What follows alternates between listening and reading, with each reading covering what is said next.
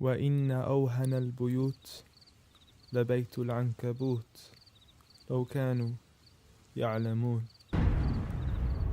The weakest of homes is the home of the spider, if only they knew.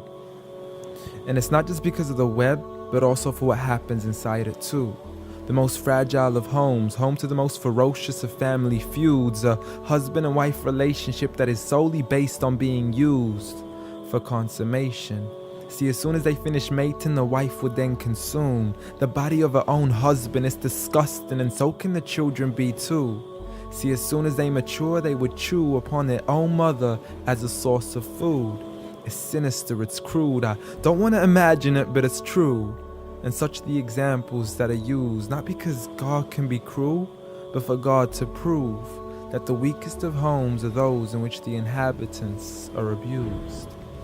See, marriages are meant to bring happiness, and the home is a refuge of tranquility and comfort to all those who walk through. And if you ever do happen to fall into disputes, you must learn to understand that the marriage isn't always about you. Rather, it's learning to live together as one, although we are still living together as two.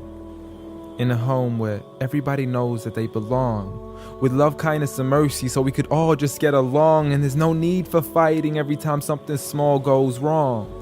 Because you can't build a home upon violence and then expect it to stand strong. I mean, what kind of man would harm his wife in the darkness of the night, leaving her to bleed as he scars her for life, having to cover up her bruises as she tries to hide them from sight?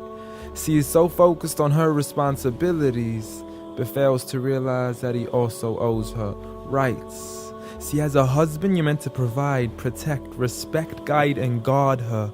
You are her garment, her lifelong partner, her Prince Charming who should charm her, her knight in shining armor. But a night has turned into a nightmare as he spends his nights trying to harm her. As she begs him on her knees, please, I need you to be calmer. I urge you, see, patience is a virtue. I never even heard you. I promise I didn't mean to hurt you. Please don't be mad.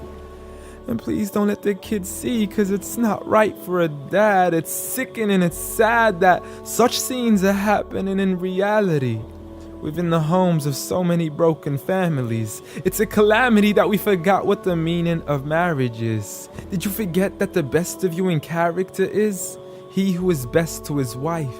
The best of advice from the one who never harmed a servant, child, or wife in his whole entire life. Muhammad sallallahu alayhi wasallam. He was the best of examples in how to treat a woman right. See, if his wife had cooked something he had liked, he would eat it, and if he didn't, he would leave it without expressing an ounce of dislike.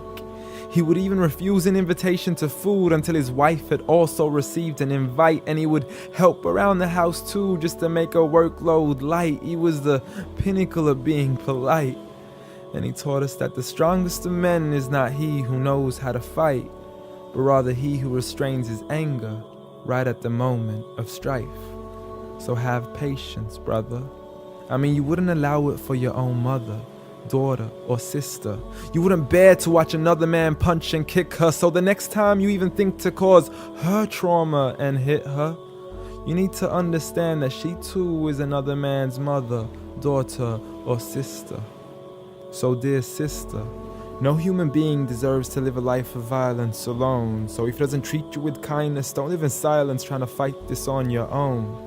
Rather seek help from God first, and don't be afraid to then pick up the phone and let your people know that you are no longer willing to live in the weakest of homes. Violence against women? Islam says no.